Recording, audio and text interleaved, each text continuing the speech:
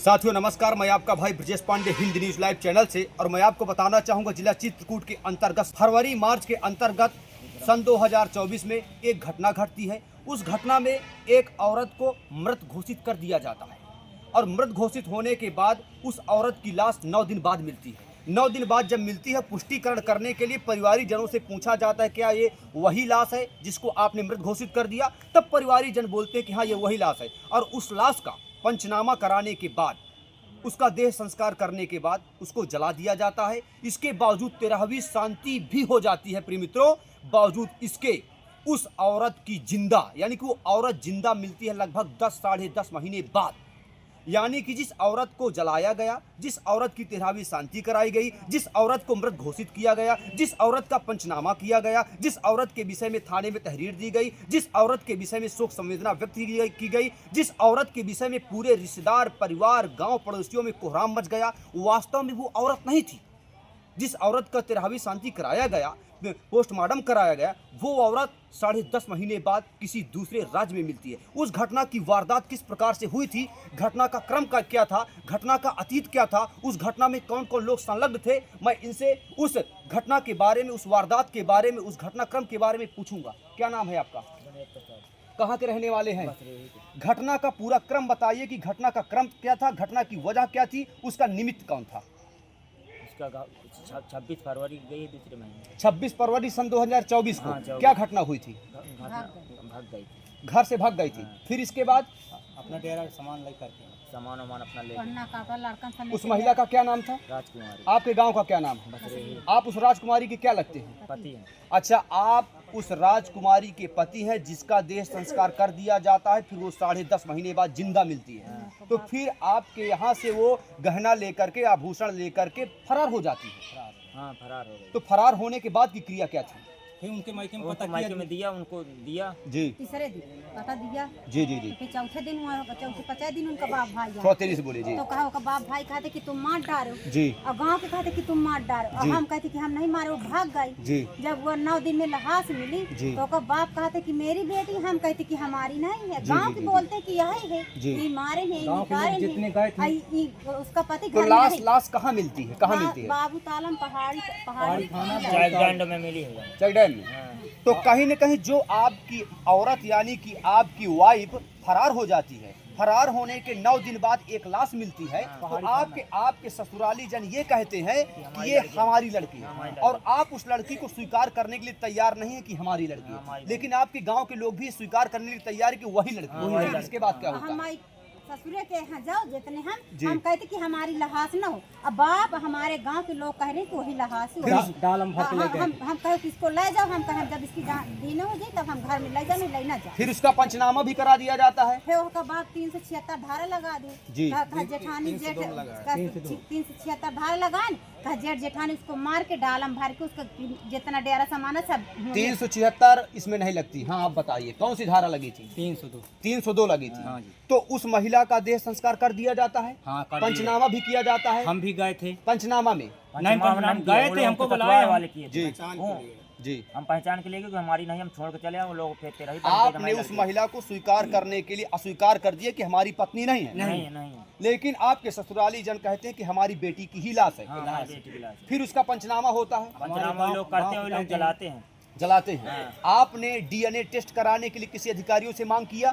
हम डीएनए के लिए बोला, झांसी गया था डीएनए, और डीएनए रिपोर्ट नहीं आ पाई। यानी कि सन 2024 मार्च सन 2024 से मार्च फरवरी के अंतर्गत 2024 में डीएनए टेस्ट की आप मांग करते हैं। 2025 जाने वाला, आज तक डीएनए से संबंधित कोई जांच नहीं आई। मिल गई तो तो ये कब पता चला कि आपकी पत्नी को जिसको आपके ससुराल जनी सास ससुर ने मृत घोषित करके जला दिया, तो कब मिली?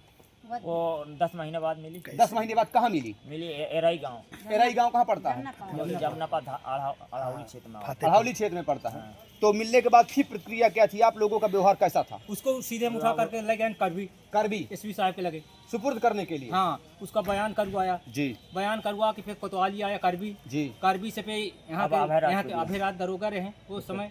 मऊ थाना के। मऊ थाना के जी ये हमको वहाँ कार्बिस उठा करके यहाँ मऊ ले आए, जी यहाँ बयान करवाया गया। जी जी जी फिर हमको बोले कि मतलब तुम इसको रात भर के लिए घर ले जाओ जी जी जी और हमारी माँ पे मतलब खत्म हो चुकी, जी, हम जी। घर जा रहे हैं, सुबह पहर लेके आना। जी। फिर सुबह पहर हम लेकर के यहाँ थाने आए। जी फिर उसके बाप आए, घर वाले वहाँ बाप महतारी जी भाई जी जी हम भी गए सबको, जी जी जी। उसको मतलब सब यहाँ थाने में बयान अच्छा, तो करवाया। कहीं ऐसा तो नहीं है कि आपके ससुराली जनों ने अपनी बेटी को भगा दिया हो, किडनैप करवा लिया अरे हो? वो जहाँ रहती रही साहब, उसका भाई वो जहाँ फोन से रहती बात रही है। करती तो वहाँ फोन लगाया था जी। वो बता रहा है कि तो हम तुम्हारा 13 बार की कर दिया, जी। अब तू जहाँ हो वहीं चुप रहेगा। तो बात दबी ने बात, हमारे यहाँ गांव का एक फेरी था, जी जी जी वो चप्पल बेचता था, वो घूमने गए तो ये बर्तन धो रही थी बाहर। जी, जी। उसको देखा तो भागी, तो वो शक आ गए, तो फिर हमको बुला ले गए, बताया कि चलो हम वहीं हैं। तो हम अच्छा, लोग पकड़ आज आप थाना प्रभारी महोदय मऊ के पास क्या करने आए थे?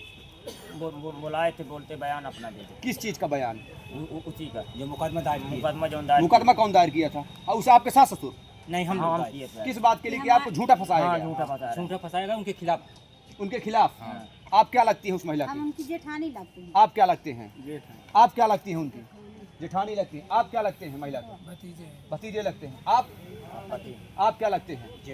जेठ लगते हैं। ससुर हैं उनके कि नहीं हैं? हाँ। कहाँ हैं? गाँव में। सास कहाँ है? गाँव में। बच्चे कितने हैं? बच्चे 3 हैं।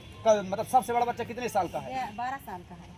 12 साल का, लगभग 12 साल का। सबसे छोटा वाला लड़का कितने साल का है? 8 साल का, प्राइमरी में पढ़ते हैं कि प्राइवेट स्कूल में पढ़ते हैं? प्राइवेट स्कूल, आपकी पत्नी का क्या नाम है? राजकुमारी। प्रिय मित्र- एक लड़की है, 3 बच्चे। 3 बच्चे हैं। ये बताइए, मऊ थाना के अंतर्गत कौन सा गांव आपका पड़ता है? डेढ़ी बुथौड़ी मौजा बस रही। प्रिय मित्रों, मौजा बसरेही जो थाना मऊ के अंतर्गत आता है, एक महिला को उसके माता पिता द्वारा इनका आरोप है कि भगा दिया जाता है और बताया जाता है कि हमारी पत्नी को इनके ससुराली जनों ने मार डाला, कहीं न कहीं शोषण करके, घरेलू हिंसा लगा करके, नाना प्रकार की गंभीर धाराओं के आधार पर उसको गायब कर दिया जाता है और दूसरी महिला को यानी कि दूसरी औरत को बुला करके उसका पंचनामा करा दिया जाता है, उसकी तरह भी करा दी जाती है। उसके बाद ये पुष्टि कर दिया जाता है कि उसको मरवा डाला गया। और उसके बाद ये बताइए, जब उन्होंने पुष्टि कर दी, आपके खिलाफ कोई कार्रवाई कोर्ट में किए थे? वो 9 आदमी को मुकदमा दर्ज किए कि मार डाले लोग पहले। फर्जी 9 आदमी के नाम मुकदमा दर्ज करवा दिए। बाद में वही महिला कहीं दूसरे राज्य में मिलती है शादी कर और इनके संबंधित लोग वहां पर जाते हैं, कपड़ा बेचने, बर्तन बेचने, कुछ बेचने जाते हैं, तो देखते हैं कि ये तो हमारे गांव की महिला है। जब उसकी नज़र वहां पर पड़ती तो वो महिला शर्म के मारे, संकोच के मारे, कहीं न कहीं डर के मारे चोरों की तरह छिप जाती है और छिप जाती है। तब ये लोग खुलासा करते हैं कि हमारी पत्नी, हमारी बहू, हमारी देवरानी, हमारी माँ, हमारी कहीं न कहीं देवरानी जीवित है। तो ये मामला चित्रकूट जिले के अंतर्गत जो भी संबंधित थाने से संबंधित, जिले से संबंधित आला कमान अधिकारी थे, उनके आंख में अभी तक पट्टी बंधी थी, उनके आंख से ये घटना ओझल थी। रामपाल, ग्राम बसरेही। ये केस 26 फरवरी का है और हम लोग बाहर रह रहे थे। हमारे छोटे भाई की बीवी रात को बिना बताए किसी को घर से फरार हो गई। उसमें कुछ लोगों का सह था और घर से जेवर, कुछ पैसा लेकर के गायब हो गई। हम उसको 1-2 दिन ढूंढे पहले, जब नहीं मिली तो थाने में FIR गुमशुदगी की रिपोर्ट लिखवाए। उसके बाद पुलिस ठीक लिख लिया, कुछ नहीं किया। 1 हफ्ते बाद पहाड़ी क्षेत्र थाना में बाबूपुर गांव में एक लाश महिला की मिली। पुलिस हमको बोला कि जाके पहचान कर ले, हो सकता वही हो। हम हमारे घर वाले पहचान करने गए, ना कर दिए, बोले हमारी लाश नहीं है। उसके मायके पक्ष वाले आए थे, वो बोले हमारी लड़की है। हम ना बोल दिए, वो अपना बोले नहीं हमारी लड़की है। उसका पोस्टमार्टम हुआ, इसके बाद वो लाश ले गए, उसका क्रियाकर्म किए। हमको पुलिस दबाव बनाती रही कि हाँ तुम हाजिर हो, तुम्हारी काय के लिए दबाव बनाते रहे? बोले अपने तुम भाई की औरत को मार दिए हो। अच्छा, क्या मायके वालों ने आपके ऊपर आरोप लगाया? हाँ क्या? लगाया, 302 का धारा लगाया हमारे ऊपर। अच्छा, मायके वालों ने एप्लीकेशन आपके खिलाफ दिया थाने दिया में? था, हाँ। क्या तहरीर दी उन लोगों ने? बोले ये 9 आदमी मिल करके हमारी लड़की को मार के यहाँ डाला में लाद करके यहाँ फेंक गए रात में। अच्छा, हम पुलिस से बोले कि ठीक है DNA की आप जांच करवा लीजिए। फिर हमारे भाई की, भतीजों की, बच्चों की निकाल करके वो ब्लड गया। ब्लड अभी तक उसका रिपोर्ट आई नहीं है। रिपोर्ट आने के पहले हमारे गांव के एक आदमी फेरी करता है, वो उसको देखा वहाँ एरई गांव में, फतेहपुर में पड़ता है ये। क्या नाम है जो फेरी करता है? मणिशंकर निषाद। अच्छा, तो जमुना पार गया था फेरी हाँ, करने? फेरी करने गया था। वो हमको बताया कि भाई ऐसा बात है, ये करो तो ऐसा मैं देखा हूँ, मुझे देख करके छुप गई है, हो सकता है वही औरत है। हम उसको लेकर के गए वहाँ। हम गए तो घर के बाहर बैठी थी। जब वहाँ पहुँचे तो हमको देख करके अंदर घुस गई। हम फिर पहचान गए कि हाँ वही औरत है। हम वहीं बैठे रह गए। घर से और औरतों को और भाइयों को 2-3 आदमी को बुलाए, वहाँ लगभग 7-8 आदमी पहुँच गए वहाँ। फिर अंदर घर में घुसे, उसको निकाल लाए, बाहर लाए। वहाँ से लेकर के सीधा हम एसपी साहब के पास पहुँचे। अच्छा, महिला को पकड़ ले गए? पकड़ ले गए, एसपी साहब से आवास में मिले, उनसे पूरा बयान करवाए। एसपी साहब अभय राज को फ़ोन किए मऊ थाना में कि आपका मुजरिम मिल गए, आओ ले जाइए। वो वहाँ से कोतवाली भेजे, कोतवाली से अभय राज लेकर के मऊ आए। यहाँ लिखा पड़ी हुई, फिर बोले रात में हम हमारे पास रखने की व्यवस्था नहीं है, आप ले जाइए गाँव। हम गांव ले गए, एक रात रखे उसको। दूसरे दिन उसके मायके वाले आए, हम भी आए मऊ में, यहाँ सबकी बात हुई। फिर बोले इसको कौन रखेगा, हम ना बोल दिए हम नहीं रखेंगे इसको। उसका बाप बोला ठीक है मैं लेके जाता हूँ। बाप लेके गया। अब उसमें ये हो गया कि जो हम केस किए तो हमारे साथ जो उसमें 420 किया, हमारे इज्जत के साथ खिलवाड़ किया, हमारा पैसा डेरा जो गया, सब गलत हुआ। तो हम भी चाहते हैं उनके साथ कार्रवाई हो। अच्छा, आप चाहते हैं कि उनके खिलाफ कार्रवाई हो। फिर क्या आपने मऊ कोतवाली में एप्लीकेशन दिया? एप्लीकेशन दिए तो थाना से एप्लीकेशन लगा कि वो हमको यहाँ अशोक चौराहा में मिली है, वो अपने मौसी के यहाँ थी, जबकि वो जहाँ थी उसका राजीनामा हमारे पास है। वो राजीनामा करवा करके मियाँ बीवी रह रहे थे वहाँ। अच्छा, यहाँ से भाग के उसने राजीनामा कर लिया था? हाँ, राजीनामा कर लिया था, उसकी कापी हमारे पास है। इसमें कहीं ना कहीं पुलिस इन्वॉल्व है, पुलिस उसको लिपापोती करने में लगी है।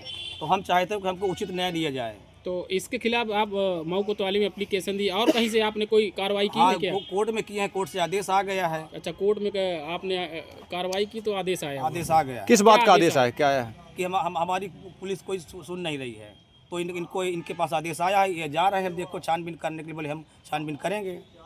कोर्ट से क्या आदेश आया है? FIR लिख गया 14 आदमी के नाम, 18 आदमियों के नाम। हाँ, महिला के संबंधित लोगों के खिलाफ? मायके पक्ष के कुछ हमारे गांव के जो इन्वॉल्व थे उसमें। अच्छा अच्छा। उनके लिखा था कि गवाह दिए हैं, ये लोग बता रहे हैं कि हमारे हैं लोग। अच्छा, मायके पक्ष के ससुराल जनों के 18 लोगों के ऊपर कोर्ट से आर्डर आया है कि इनके ऊपर मुकदमा लिख के विवेचना। लेकिन एक हफ्ता हो गया, अभी तक उसमें कोई कार्रवाई हो नहीं रही है। ठीक, तो क्या चाहते हैं आप प्रशासन से? हमको न्याय मिलना चाहिए। सवाल ये खड़ा होता है कि इतने बड़े बड़े गंभीर आरोप लगा करके लोगों को जेल में सलाखों के पीछे भेज दिया जाता है और बेकसूर लोग सलाखों के पीछे मरते रहते हैं, सड़ते रहते हैं। तो इसका जिम्मेदार कहीं न कहीं प्रशासनिक अधिकारी भी हैं, जो आंख मूंद करके बिना विवेचना किए, बिना DNA टेस्ट किए मुकदमा लिख करके, मुकदमा पंजीकृत करके बेकसूर लोगों को जेल भेज देते हैं। धन्यवाद। बने रहें संवाददाता ब्रजेश पांडे के साथ।